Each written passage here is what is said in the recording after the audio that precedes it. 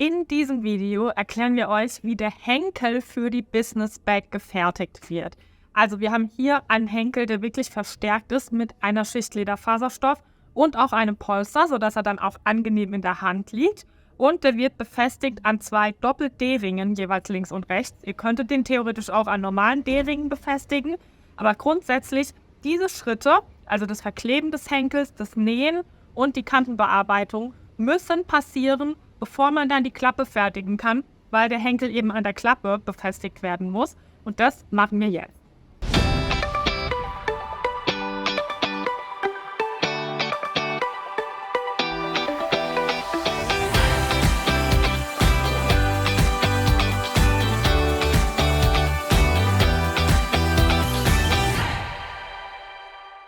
Wir starten jetzt mit dem Verkleben des Henkels. Dafür braucht ihr alle 4 Henkelteile, 2 kleine Futterstücke, die ihr von der Verarbeitung der Innentasche übrig habt, die Doppel-D-Ringe oder alternativ normale D-Ringe, wenn ihr keine Doppel-D-Ringe einarbeiten wollt, und einige Ergänzungsartikel und Hilfsmittel. Auf jeden Fall den Kleber und einen Kleberspatel oder Pinsel, Nadel, später dann auch Garn zum Nähen und Kantenfarbe und Ahle und Basecoat für die Kantenbearbeitung. Aber jetzt zum Kleben erstmal vor allem den Kleber und die Nadeln sind aber trotzdem super wichtig. Und ein Stift, um gleich die Mitte zu markieren. Und das Allerwichtigste, mein Power-Hilfsmittel jetzt zum Kleben des Henkels, einen Topf. Der hat ungefähr einen 20 cm Durchmesser hier. Ihr könnt aber auch einen nehmen, der ein bisschen größeren Durchmesser hat. Wirklich viel kleiner würde ich nicht gehen. So, wir starten jetzt einmal, die Mitte auf den Henkelteilen zu markieren. Vorher noch einmal der kurze Hinweis, dass ihr an diesen Stellen hier, also das ist die Stelle, wo keine Nahtlöcher sind vom Henkeloberteil, das ist das längere Teil, dass ihr an diesen Stellen hier Kantenfarbe aufgetragen habt. Also hier, hier und das gleiche dann nochmal auf der anderen Seite, hier und hier.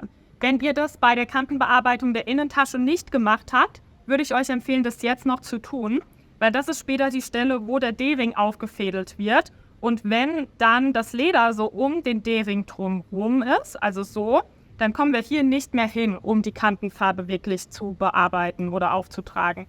Insofern würde ich das jetzt machen. Das sind so die Kleinigkeiten, die am Ende nochmal den kleinen, aber keinen Unterschied machen. So, ich räume jetzt einmal alles ein bisschen zur Seite, auch wenn es gerade schön ordentlich aussah. Und wir nehmen uns jetzt die Henkelteile vor und markieren uns da erstmal die Mitte. Das ist wirklich super easy. Ihr könnt entweder ein Lineal zur Hilfe nehmen und dann die Mitte markieren oder ihr nehmt den Henkel einfach doppelt, beziehungsweise die Teile, knickt es so ganz leicht. Ich will es jetzt nicht so mega krass knicken. Und dann sieht man hier ja ungefähr, wo man geknickt hat. Ich kann das jetzt auch nochmal überprüfen. Das passt. Also vielleicht noch ein Stückchen weiter nach da. Das gleiche dann natürlich da unten. Und das gleiche machen wir mit allen Teilen. Also wenn ich mir das jetzt hier drauflege mittig. So, dann kann ich mir hier auch nochmal die Mitte markieren. Auf beiden Seiten von diesem Teil. Das gleiche dann noch beim Polster. Auch das lege ich mir hier einmal mittig drauf. So.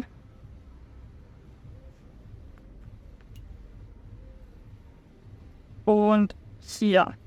Und dann noch bei dem Henkel-Oberteil. Auch da knicke ich nochmal. Klar? So. Man kann natürlich auch das Lineal zur Hilfe nehmen. Mein Lineal ist jetzt gar nicht lang genug, aber ich kann jetzt gucken, dass ich die 30 cm hier so ungefähr mittig dann ausrichte, also dass ich überall den gleichen Abstand habe. Und dann komme ich hier auch genau auf die 15 cm. Also das macht gar keinen Unterschied. Das könnt ihr einfach so Pi mal Augenmaß machen. Ich gucke jetzt hier nochmal, ob das passt. Ich knicke nochmal dieses Teil. Nicht ganz. Ich bin ein Stück zu weit rechts. Also hier ist die Mitte. So, jetzt habe ich alles markiert. Und jetzt können wir die Sachen zusammenkleben.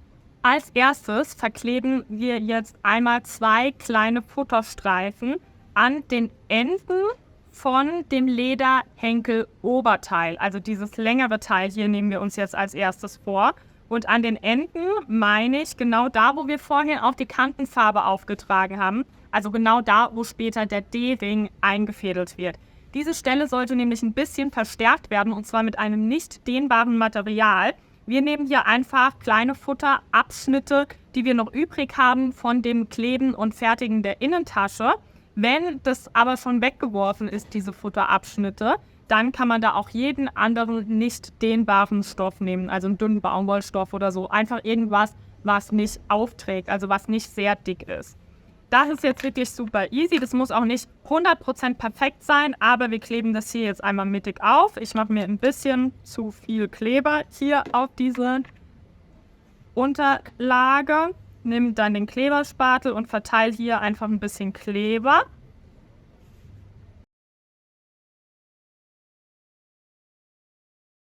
Das Gleiche nochmal auf der anderen Seite.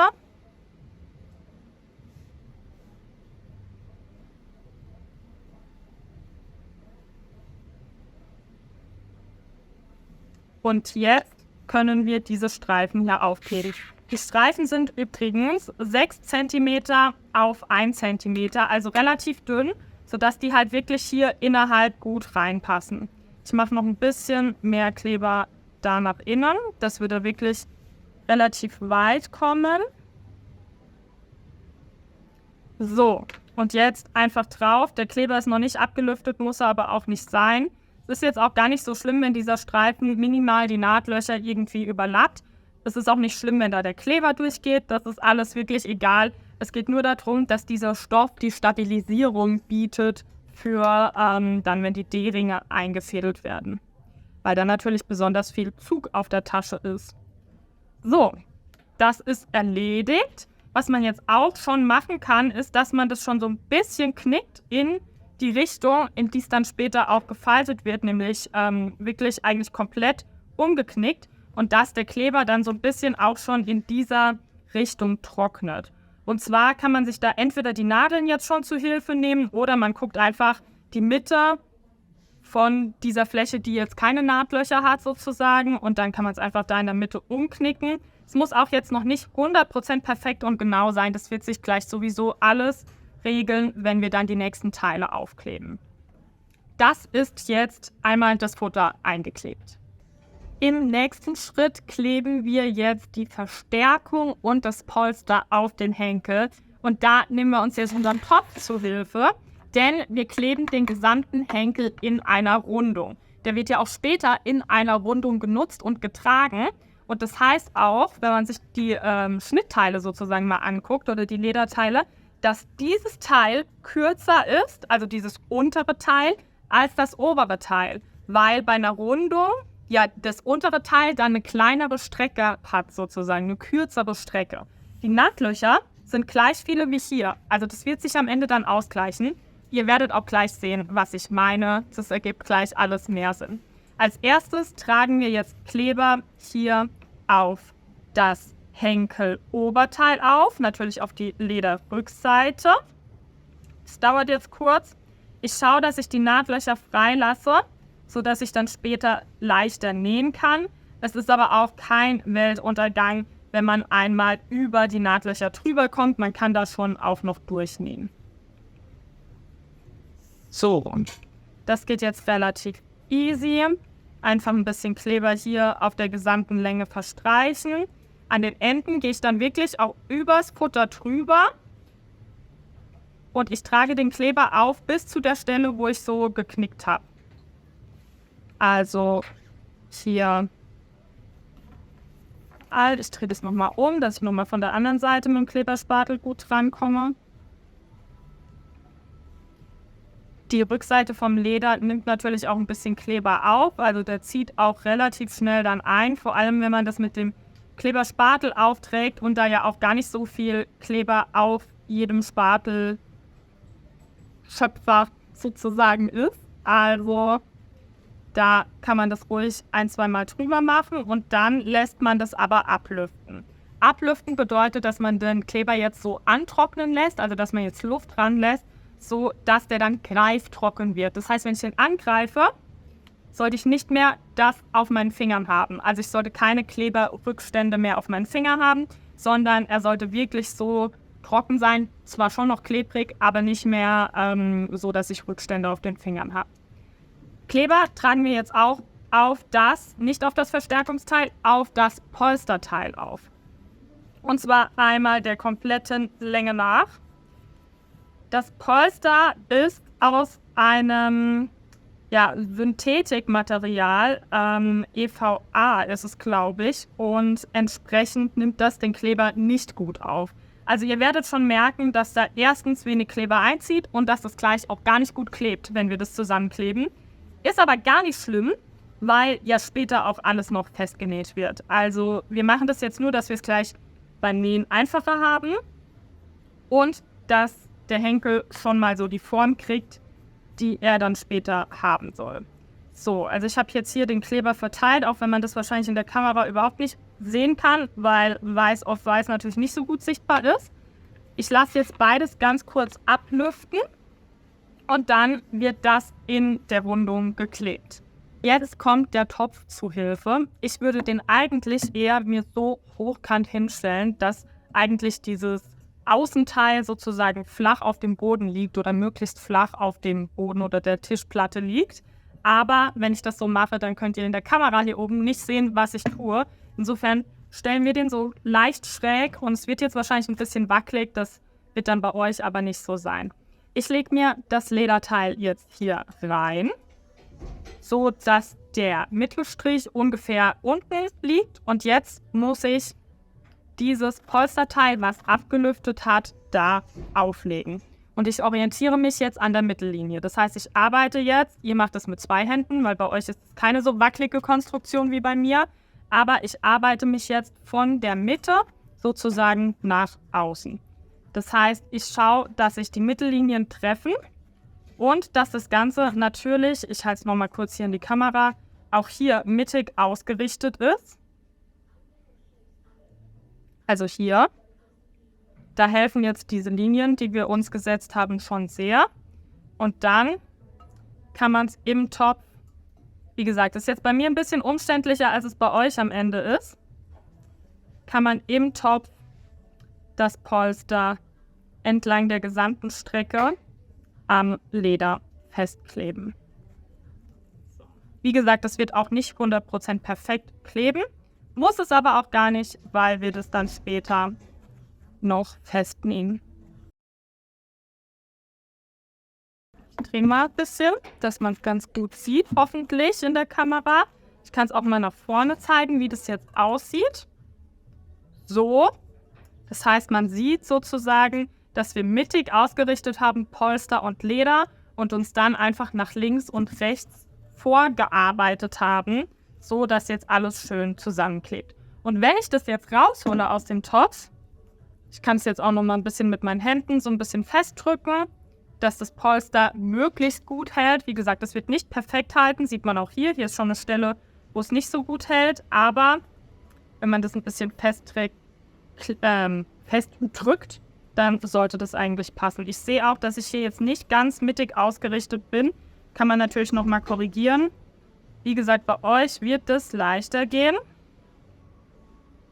Man kann es auch hier so auf der Tischplatte machen, dass man selbst die Rundung formt und das sozusagen wie so aufrollt. Das funktioniert auch, wenn ihr keinen Topf in den Maßen oder so zur Hand habt. Und dann könnt ihr das Ganze so einfach ein bisschen festdrücken und dann funktioniert das auch. Wichtig ist, das lässt sich jetzt nicht mehr so glatt hinlegen. Also ihr seht wirklich, dass das Leder in einer Krümmung ist und genau das wollen wir ja auch. Weil der Henkel, der wird später so aussehen. Also das macht schon Sinn, dass wir das jetzt auch hier in der Krümmung komplett aufkleben. So, das würde ich sagen, ist ganz gut. Wir haben hier jetzt noch so eine leichte Welle, aber das drückt sich gleich raus, wenn dann auch noch die Verstärkung draufkommt und das Leder draufkommt. Im nächsten Schritt kleben wir jetzt noch die Verstärkung fest. Auch dann wird das Ganze noch mal viel mehr vorhaben und stabiler sein und hier schöner geformt sein als jetzt. Dazu müssen wir Kleber auf die Verstärkung auftragen und hier auf das Polster. Dazu kann man das auch wirklich super aus dem Topf rausnehmen. Hier jetzt wirklich mit dem Kleberspatel bis zum Rand den Kleber auftragen. Dazu kann man das auch nochmal so ein bisschen glatt hinlegen oder einfach so ein bisschen rollen, dass man eben gut mit dem Kleberspatel oder mit dem Pinsel dahin kommt, wo man jetzt gerade den Kleber auftragen will. So, ich bin da jetzt auch ein bisschen großzügiger mit dem Kleber.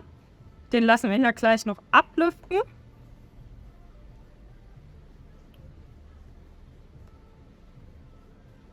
Und dann machen wir das Gleiche gleich noch mit der Verstärkung. Da wird der Kleber jetzt wieder ein bisschen mehr einziehen, weil das Material ein bisschen offenporiger ist. So. Das lasse ich jetzt hier einmal kurz trocknen. Und trage hier noch den Kleber auf.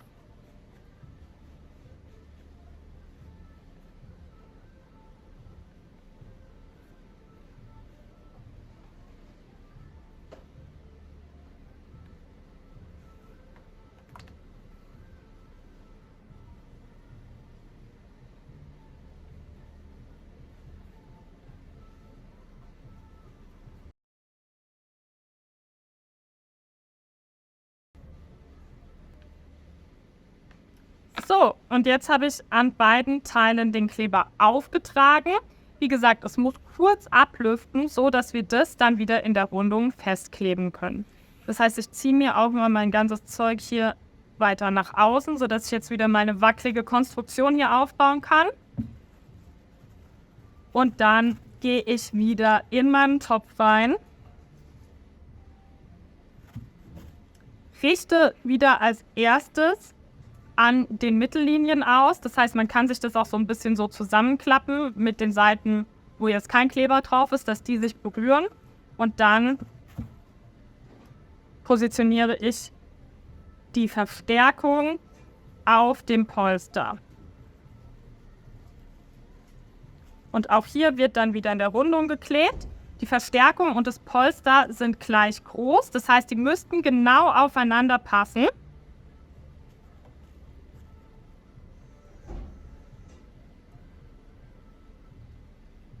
Ich hoffe, man kann das jetzt in der Kamera gut sehen. Ich hole es jetzt mal raus.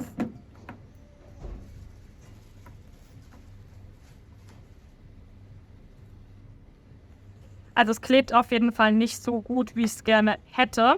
Aber das liegt einfach an diesem Polster, weil das einfach kein Material ist, was für unseren Lederkleber geeignet ist, ehrlich gesagt, wenn man es genau nimmt. Das ist aber nicht schlimm, weil später genäht wird und dann ist das alles vergessen. Nur für diesen einen Schritt jetzt nochmal einen anderen Kleber zu verwenden, wäre halt auch keine nachhaltige Herangehensweise und deswegen haben wir uns entschieden, dass wir damit so leben können. Wie gesagt, gleich wird genäht, dann passt das alles ohne Probleme. So sieht das Ganze jetzt aus. Also wir haben jetzt eine Oberseite vom Henkel aus Leder, die mit Polster und mit Verstärkung verklebt ist und so semi-gut hält, sage ich mal. Und jetzt können wir noch das letzte Teil aufkleben, und zwar das Lederunterteil. Wichtig ist dann nur vorher, dass wir die D-Ringe einfädeln. Also ich räume das jetzt mal kurz zur Seite und jetzt kommen die D-Ringe erstmal rein. Dazu nehmen wir uns die D-Ringe und wir wollen auf dem jeweils inneren D-Ring auffädeln oder wenn man einen einzelnen D-Ring hat, dann auch auf dem runden Teil. Also so wird aufgefädelt und auf der anderen Seite wird so aufgefädelt. Ich versuche das mal kurz. Hier, ich würde nicht empfehlen, das mit den Clips zu befestigen. Ich mache das jetzt nur, dass ihr das kurz sehen könnt, weil die Clips einfach Rückstände also Abdrücke auf dem Leder hinterlassen. Aber dass man es in der Kamera kurz sehen kann, mache ich das einmal kurz und mache das direkt wieder weg. So soll das aussehen. An den anderen D-Ringen kommt da nämlich noch eine zusätzliche Tragevariante dran, wenn man die möchte. Oder wenn man einen einzelnen D-Ring hat, dann eben nicht. Genau. So, also das mache ich jetzt wieder weg. So wird es jetzt aufgefädelt und man kann sich jetzt auch hier zur Hilfe eine Nadel nehmen und zum Beispiel durch das letzte Loch hier stechen, also durch das äußerste Loch. Und wir haben hier auf der Rückseite 5 Nahtlöcher. Das heißt, ich muss auf das korrespondierende Loch an der Oberseite stechen. Also kann man hier jetzt zählen. 1, 2, 3, 4, 5. Und durch dieses Loch würde ich dann jetzt durchstechen zum Ausrichten. So. Und das gleiche nochmal auf der anderen Seite. Ab hier wieder zählen. 1, 2, 3, 4, 5. Durch dieses Loch will ich durch, wenn ich treffe. So. So wird es dann aufgefädelt.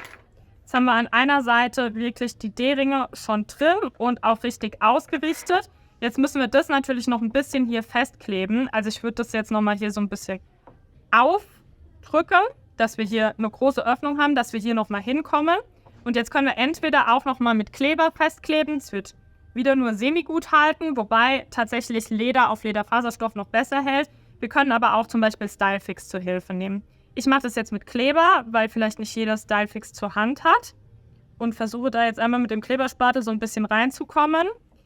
Man kann das natürlich auch vorher machen, ist vielleicht sogar cleverer. Ich mache das nochmal auf.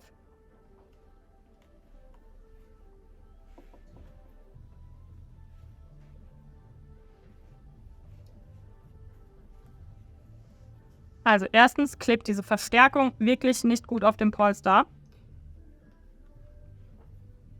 Also eigentlich gar nicht. Zum Glück wird es gleich genäht. Dann hat das alles seine Richtigkeit. Also hier ein bisschen Kleber drauf. Hier auf die Innenseite dann ein bisschen Kleber drauf. Jetzt würde man es in der Theorie wieder kurz ablüften lassen. Den Henkel auffädeln und dann mit der Nadel nochmal diese Positionierung vornehmen. Ins 5. Loch. 1, 2, 3, das ist das 6. Loch, also ins 5. Loch.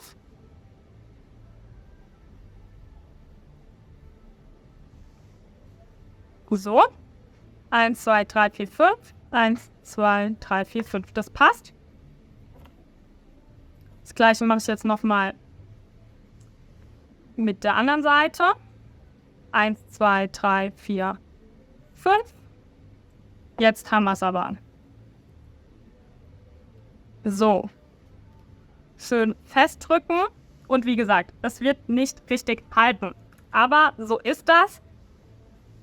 Gleich ist uns das wieder egal. So, das machen wir jetzt noch auf der anderen Seite und dann geht es weiter mit dem letzten Teil zum Kleben. Also da haben wir echt ein relativ großes Sandwich, was irgendwie so zusammengeklebt werden muss und viele verschiedene Lagen. Aber das ist am Ende auch das, was dann den Henkel Stabilität gibt. Der Kleber hat abgelüftet. Jetzt baue ich nochmal meine wunderschöne Topfkonstruktion auf und klebe das letzte Teil in der Rundung fest. Oder versuche es so gut wie es geht. Also, wir haben wieder unsere Mittellinien, an denen wir uns ausrichten. Auch dieses Teil nehme ich wieder so doppelt und lasse es an den Seiten berühren, wo kein Kleber aufgetragen ist, also an den Vorderseiten. Und dann richte ich die Mittellinie als erstes aus.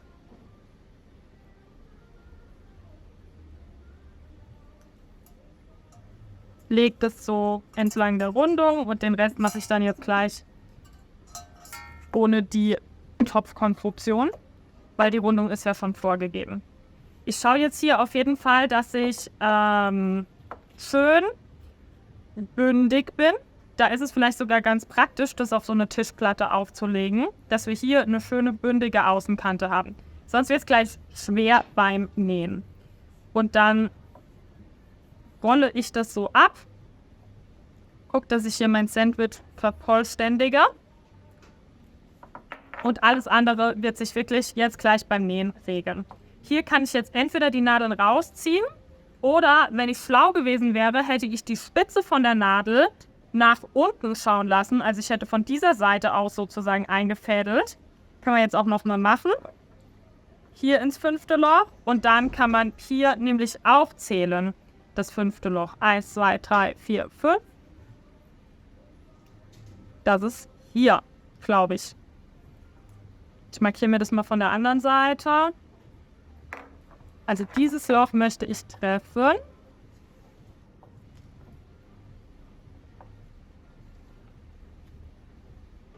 Schwer, wenn man sich nicht über sein Werkstück beugen darf, weil sonst die Kameraperspektive ruiniert wird.